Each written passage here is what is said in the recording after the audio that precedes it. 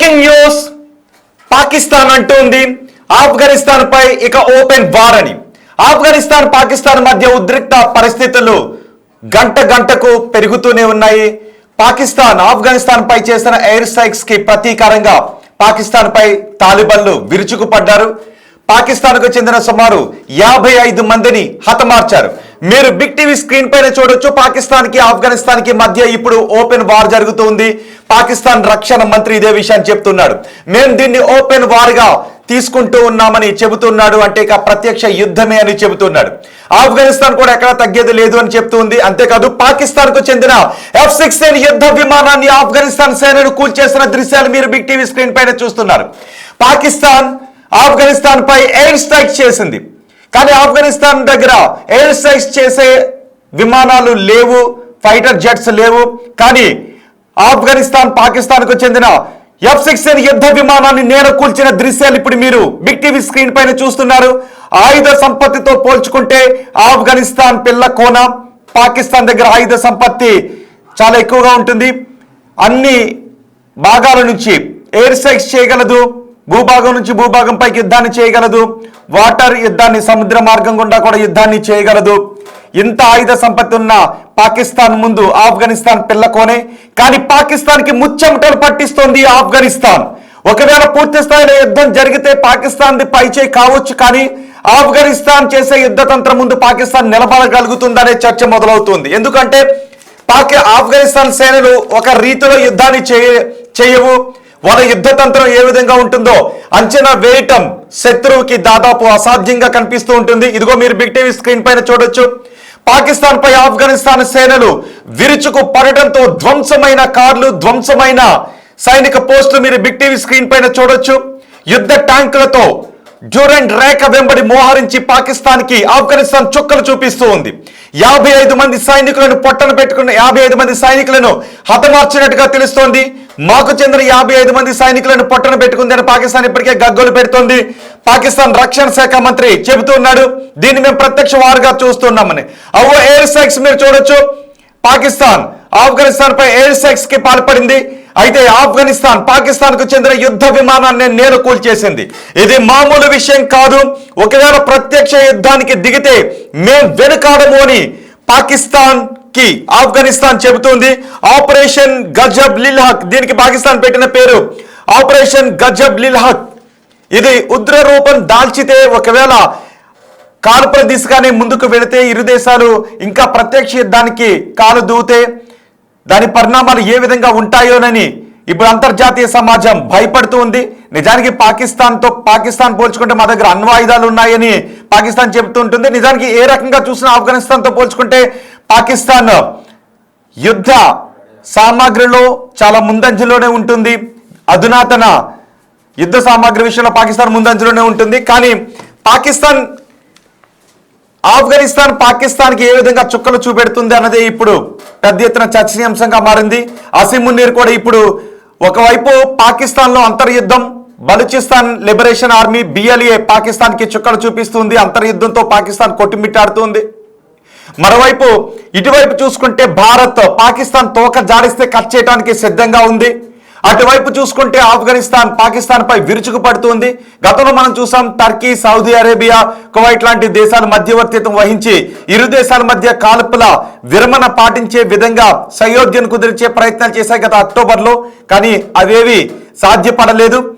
పాకిస్తాన్లో చోటు చేసుకుంటున్న ఆత్మాహుతి దాడులకు ఆఫ్ఘనిస్తాన్లో పురుడు పోసుకున్న ఉగ్రవాద ముఠాలే కారణమని, ఉగ్రవాదులే కారణమని పాకిస్తాన్ ఆరోపిస్తూ ఉంది. అందుకే ఆఫ్ఘనిస్తాన్ పై యుద్ధాన్ని ప్రకటించింది. ఆఫ్ఘనిస్తాన్ పై ఎయిర్ స్ట్రైక్స్ చేసింది. కానీ ఆఫ్ఘనిస్తాన్ మాత్రం పాకిస్తాన్ కు చెందిన యుద్ధ విమానాన్ని కూల్చేసిన దృశ్యాలు మీరు బిగ్ టీవీ స్క్రీన్ పైన చూస్తున్నారు. చూడండి ఒకసారి. ఏ మాత్రం ఫైటర్ జెట్స్ లేని, యుద్ధ విమానం లేని ఆఫ్ఘనిస్తాన్ పాకిస్తాన్ కు చెందిన యుద్ధ విమానాన్ని నేల కూల్చింది. దీంతో ఇప్పుడు పాకిస్తాన్ భయపడుతూ ఉంది. ఆఫ్ఘనిస్తాన్తో ఏ విధంగా ముందుకు వెళ్ళాలి అని ఆఫ్ఘనిస్తాన్ సేనలను తక్కువగా అంచనా వేయలేం. ఒకవేళ ఆఫ్ఘనిస్తాన్తో పూర్తి స్థాయి యుద్ధం చేయాల్సి వస్తే ఇటువైపు మరోపక్క liberation army, Balochistan liberation army తన పంజాని విసిరే అవకాశం ఉంటుంది. గతంలో కూడా మనం చూసాం బలూచిస్తాన్ లిబరేషన్ ఆర్మీపై పాకిస్తాన్ ఉక్కుపాదం మోపే ప్రయత్నం చేసింది. అటు అమెరికా సహాయం తీసుకోవడానికి, అటు చైనా సహాయం తీసుకోవడానికి కూడా ముందుకు వెళ్ళింది. వాళ్ళ సహాయం తీసుకుని బలూచిస్తాన్లో పెద్ద ఎత్తున మారణకాండకు పాల్పడటానికి కూడా ప్రయత్నాలు చేసింది పాకిస్తాన్. ఇప్పుడు ఆ పాకిస్తాన్ ఏం చేయబోతుందని ముప్పేట దాడి జరుగుతుంది. ఒకవైపు చూస్తే హిందుస్థాన్, అటువైపు సొంత భూభాగంపై నుంచి బలూచిస్తాన్, మరోవైపు ఆఫ్ఘనిస్తాన్ ముప్పేట దాడి కొనసాగుతుందని భయపడుతున్నారు. అసీం మున్నీర్ ఇప్పుడు మునిగిపోయినట్టే అనే చర్చ ప్రపంచవ్యాప్తంగా జరుగుతోంది. పైగా ఆఫ్ఘనిస్తాన్ పాకిస్తాన్కు చెందిన ఫైటర్ జెట్ ను కూల్చివేయడంతో ఈ చర్చ మరింత సాగుతోంది. మా ప్రతినిధి రామ్దాస్ ఉన్నారు పూర్తి సమాచారం అందించడానికి. రామ్దాస్, ఆఫ్ఘనిస్తాన్ ఎక్కడ తగ్గేది లేదు అని అంటుంది. మరోవైపు పాకిస్తాన్ రక్షణ శాఖ మంత్రి అంటూ ఉన్నాడు, నిన్న రాత్రి ఆఫ్ఘనిస్తాన్ చేసిన దాడిని మేము ఓపెన్ వార్ గా ప్రకటిస్తూ ఉన్నామని అంటూ ఉన్నారు. ఆఫ్ఘనిస్తాన్ కూడా అదే స్థాయిలో మేము వెనక్కి తగ్గేది లేదు అంటూ పాకిస్తాన్ కు చెందిన F-16 విమానాన్ని నేను కూల్చేసింది. ఇప్పుడు ఏం జరగబోతోంది? ఒకవేళ ఓపెన్ వార్ జరిగితే పరిణామాలు ఏ విధంగా ఉండే అవకాశం ఉంటుంది? ఈ రాత్రికి పాకిస్తాన్ ఆఫ్ఘనిస్తాన్ పై మళ్ళీ ఎయిర్ స్ట్రైక్స్ చేసే అవకాశాలు ఏమైనా కనబడుతున్నాయా? ప్రతీకార దాడులుగానే చెప్పాలి. మనం మొన్న జరిగినటువంటి దాడులకు ప్రతీకారంగా ఆఫ్ఘనిస్తాన్ నిన్న రాత్రి 8 గంటల నుంచి షురూ చేసింది. దాదాపు ఇప్పటి వరకు 2 సైనిక స్థావరాలను ఆక్యుపై చేసుకుంది, 19 చెక్ పోస్టులను కూడా ధ్వంసం చేసింది పాకిస్తాన్ వైపు.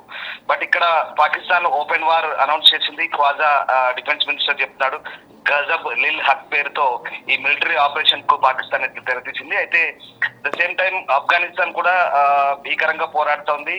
అమెరికన్ మేడ్ F-16 పాకిస్తాన్ చెందినటువంటి F-16 ను నేలకూల్చిన దృశ్యాలు కూడా మనం చూస్తా ఉన్నాం.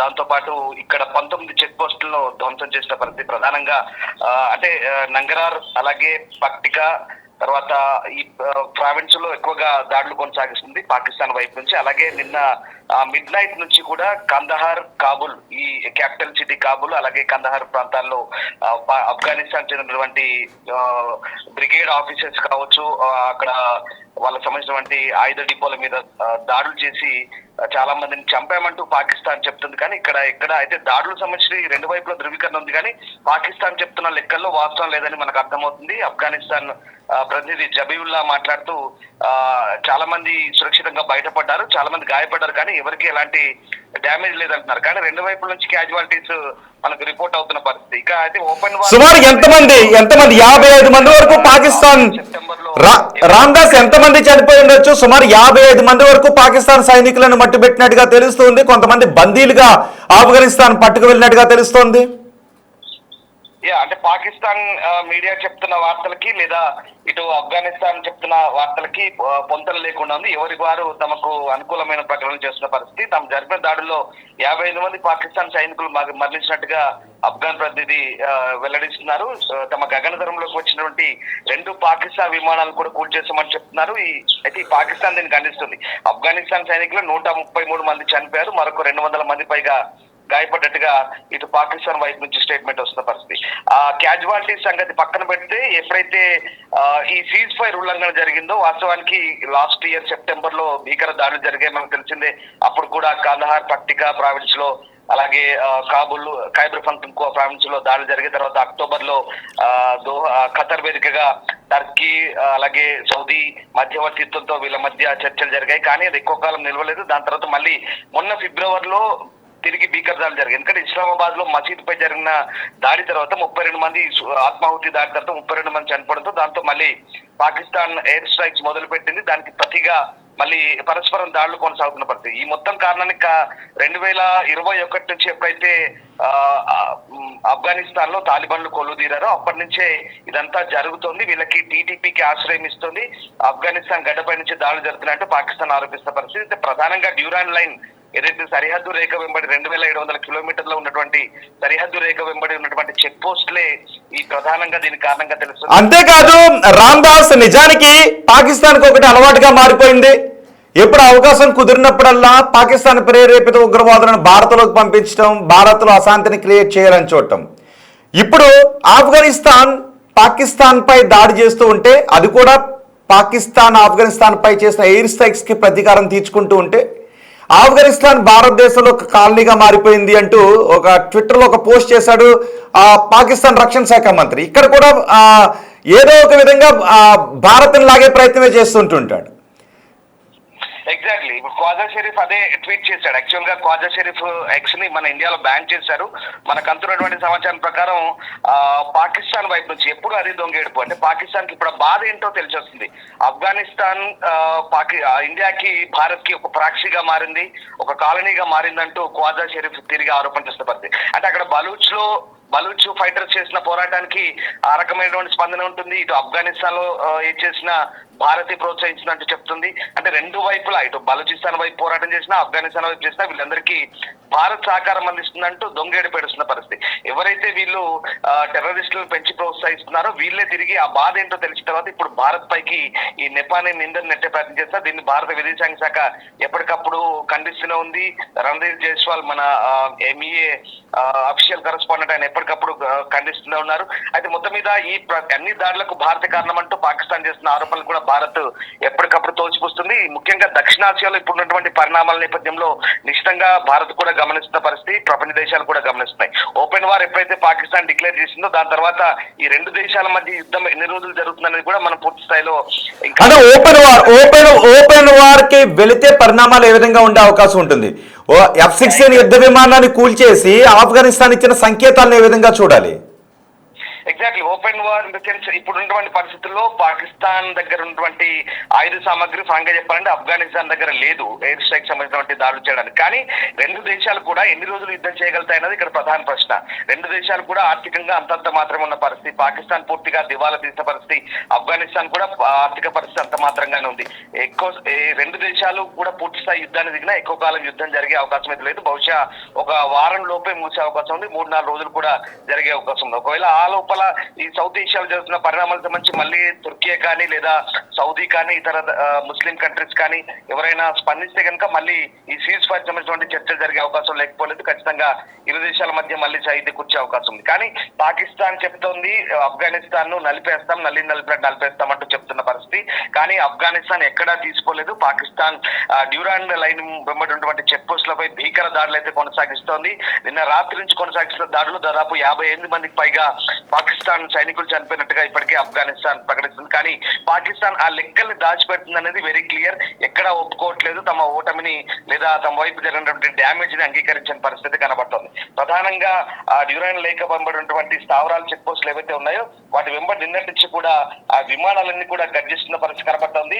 భారీ నష్టం ఇటు తాలిబాన్ కు సంబంధించినప్పటికీ కూడా పాకిస్తాన్ కూడా భారీగా నష్టం కలిగినట్టుగానే మనకు అర్థమవుతుంది. పాక్టికా అలాగే పాక్టియా, కోస్ట్, నంగరార్, కునార్, నూరిస్తాన్ ప్రావిన్స్ల మీద సరిహద్దు ప్రాంతాల్లో దాడులు జరుగుతున్నాయి. At the same time Afghan చేసిన ఆపరేషన్ లో 19 చెక్ పోస్టులు, 2 పాకిస్తాన్ సైనిక స్థావరాలను స్వాధీనం చేసుకున్నారు. పాకిస్తాన్ సైనికులు అక్కడి నుంచి పారిపోయినట్టుగా ఆఫ్ఘనిస్తాన్ అధికారులు చాలా క్లియర్ గా కొన్ని ఎవిడెన్సెస్ కూడా రిలీజ్ చేసిన పరిస్థితి. ఒక పాకిస్తాన్ ట్యాంకును ధ్వంసం చేశారు, అలాగే వాళ్ళ సైనిక రవాణా వాహనాన్ని స్వాధీనం చేసుకున్నారు.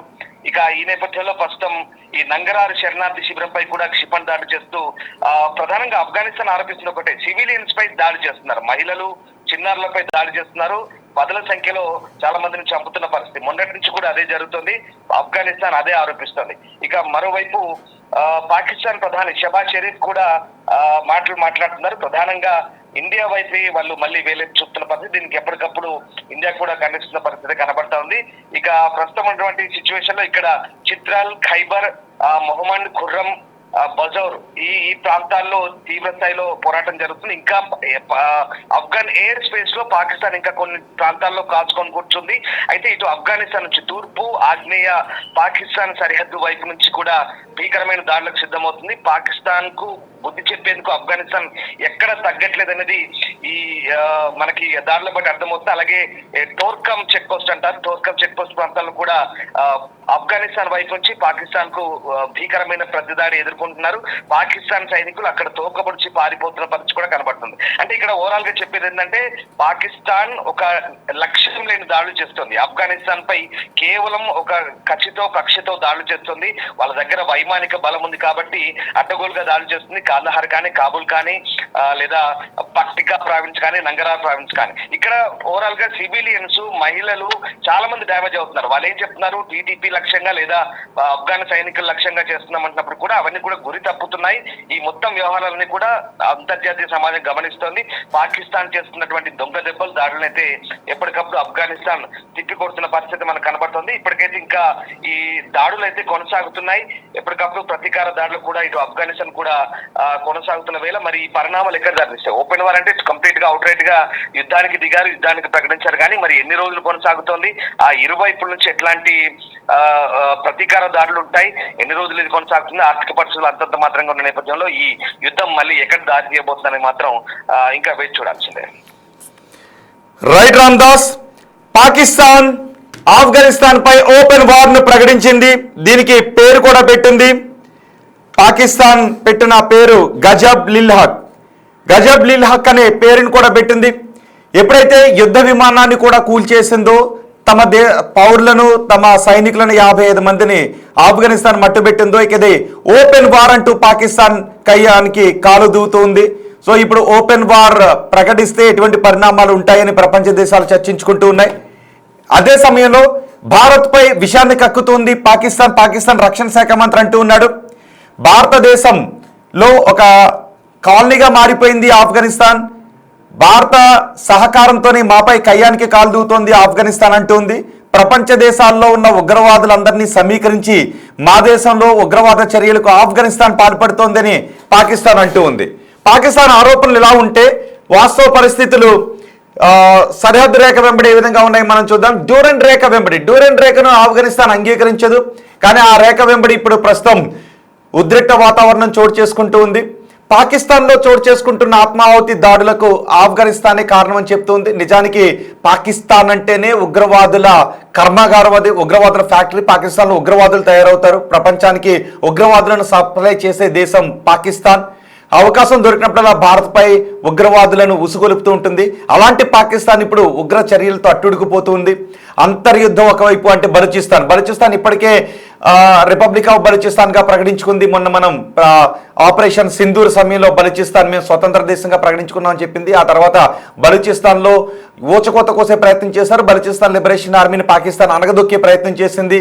దానికి అమెరికా సహకారం తీసుకునే ప్రయత్నం చేసింది, చైనా సహకారం తీసుకునే ప్రయత్నం చేసింది. ఇప్పుడు మరోవైపు ఆఫ్ఘనిస్తాన్ పాకిస్తాన్కి చుక్కలు చూపిస్తూ ఉంది. పాకిస్తాన్లో ఐసిస్ దాడులు కూడా జరిగాయి, మొన్న ఆత్మాహుతి దాడులు జరిగాయి, 10ల సంఖ్యలో ప్రాణాలు కోల్పోయారు. వీటన్నిటికీ ఆఫ్ఘనిస్తాన్ ప్రేరేపిత ఉగ్రవాదులు ప్రపంచ దేశాల్లో ఉన్న ఉగ్రవాదులందరినీ సమీకరించి మా దేశంపైకి ఉగ్రవాదాన్ని కుసుగొలుపుతోంది ఆఫ్ఘనిస్తాన్. దానికి భారత సహాయ సహకారాలు అందిస్తోందని ఆ పాకిస్తాన్ నోరు పారేసుకుంటుంది. ఇప్పుడు అసీం మున్నీర్ ఏం చేయబోతున్నాడు? ఒకవైపు భారత్ వైపు వేలు పెట్టి చూపించిన, భారత్ వైపు కన్నేసిన మనం తోక కత్తిరించి పంపించడానికి మనం సిద్ధంగా ఉన్నాం. ఆల్రెడీ ఆపరేషన్ సింధూర్ సమయంలో అదే చూపించాం. అవకాశం దొరికితే పాకిస్తాన్ని తొక్కేయటానికి సొంత దేశంలోనే సొంత ప్రావిన్స్ బలూచిస్తాన్ లిబరేషన్ ఆర్మీ కాచుకుని కూర్చునుంది. మరోవైపు ఇప్పుడు చుక్కలు చూపించడానికి ఆఫ్ఘనిస్తాన్ సిద్ధమవుతుంది. మీరు ఓపెన్ వార్ను ప్రకటిస్తే మేము కూడా దేనికైనా సిద్ధమని ఆఫ్ఘనిస్తాన్ అంటూ ఉంది. మొన్న పరిస్థితులు చేజారిపోకుండా ఉండటానికి టర్కీ, సౌదీ అరేబియా లాంటి దేశాలు కలగజేసుకున్నప్పటికీ కూడా పెద్దగా ప్రయత్నం ఫలించలేదు. కొంత సద్దుమణిగినప్పటికీ మళ్ళీ ఇటీవల కాలంలో దాడులు చోటు చేసుకున్నాయి. మళ్ళీ రీసెంట్గా 26వ తారీఖున దాడులు చోటు చేసుకున్నాయి. నిన్న జరిగిన దాడులు, అంతకుముందు ఎయిర్ స్ట్రైక్స్, ఇవన్నీ కూడా ఏం జరుగుతుందనే కలవరపాటుకు గురి చేస్తున్నాయి. మరి ఇప్పుడు ఓపెన్ వార్ని పాకిస్తాన్ ప్రకటించిన తర్వాత ఏం జరుగుతుంది? ఈ రాత్రికి పాకిస్తాన్ ఆఫ్ఘనిస్తాన్ పై మరిన్ని ఎయిర్ స్ట్రైక్స్ చేసే అవకాశం ఉంటుందా? దానికి ఆఫ్ఘనిస్తాన్ ఎటువంటి ప్రతీకారం తీర్చుకుంటుంది అనేది మాత్రం మనం చూడాలి. సో మీరేమనుకుంటూ ఉన్నారు? ఒకవేళ ఆఫ్ఘనిస్తాన్తో పెట్టుకుంటే పాకిస్తాన్ భవిష్యత్తులో ఏ విధంగా ఉంటుందని మీరు అనుకుంటూ ఉన్నారు? ఎవరు పైచేయి సాధిస్తారని మీరు అనుకుంటూ ఉన్నారు? అఫ్కోర్స్ సైనిక సంపత్తి పరంగా పాకిస్తాన్ పైచేయి సాధించే అవకాశం ఉన్నా ఆఫ్ఘనిస్తాన్ యుద్ధ తంత్రం ముందు పాకిస్తాన్ నిలబడుతుంది అని మీరు అనుకుంటూ ఉన్నారా? ఇది పాకిస్తాన్ అంతానికి దారితీసే అవకాశం, ఇప్పటికీ అడుక్కుంటోంది పాకిస్తాన్, అడుక్కుంటున్న పాకిస్తాన్ మరింత పాతాళంలోకి వెళ్ళిపోయే అవకాశం ఉంటుందా? లేదు లాస్ట్ టైం మనం ఆపరేషన్ సింధూర్ సమయంలో IMF నుంచి అప్పు తెచ్చుకుంది. చైనా, సౌదీ అరేబియా, అమెరికా సహకారాలు అందించాయి. ఇప్పుడు ఆ దేశాల దగ్గరికి వెళ్ళి మళ్ళీ దేహి అని అడుక్కుంటుందా? ఆఫ్ఘనిస్తాన్ ఏ విధంగా ఎదురిస్తుంది అనేది మనం చూడాలి. ఆఫ్ఘనిస్తాన్ పాకిస్తాన్కి ఏ విధంగా బుద్ధి చెబుతుంది అనేది కూడా చర్చనీయాంశంగా మారింది. చూద్దాం. సో మీరేమనుకుంటున్నారు? ఆఫ్ఘనిస్తాన్ పాకిస్తాన్ మధ్య ఓపెన్ వార్ జరిగితే ఏం జరుగుతుందని మీరు అనుకుంటున్నారు? ఏం జరగాలని కోరుకుంటున్నారు? మీ అభిప్రాయాన్ని కమెంట్ బాక్స్లో తెలియచేయండి. చూద్దాం ఈ రాత్రికి ఏం జరుగుతుంది అనేది. ఒకవేళ పాకిస్తాన్ పైకి ఆఫ్ఘనిస్తాన్ పైకి పాకిస్తాన్ ఈ రోజు సాయంత్రం మరిన్ని ఎయిర్ స్ట్రైక్స్ కి పాల్పడితే చాలా పరిణామాలు తీవ్రంగా ఉండే అవకాశం ఉంటుంది. సో ఈ పరిణామాలు మినిట్ టు మినిట్ ఎప్పటికప్పుడు అప్డేట్స్ ని బిగ్ టీవీ మీకు అందిస్తుంది. పాకిస్తాన్ ఆఫ్ఘనిస్తాన్ మధ్య చోటు చేసుకున్న ఈ యుద్ధ పరిస్థితులను. సో మీ అభిప్రాయాన్ని కమెంట్ బాక్స్లో తెలియజేయండి.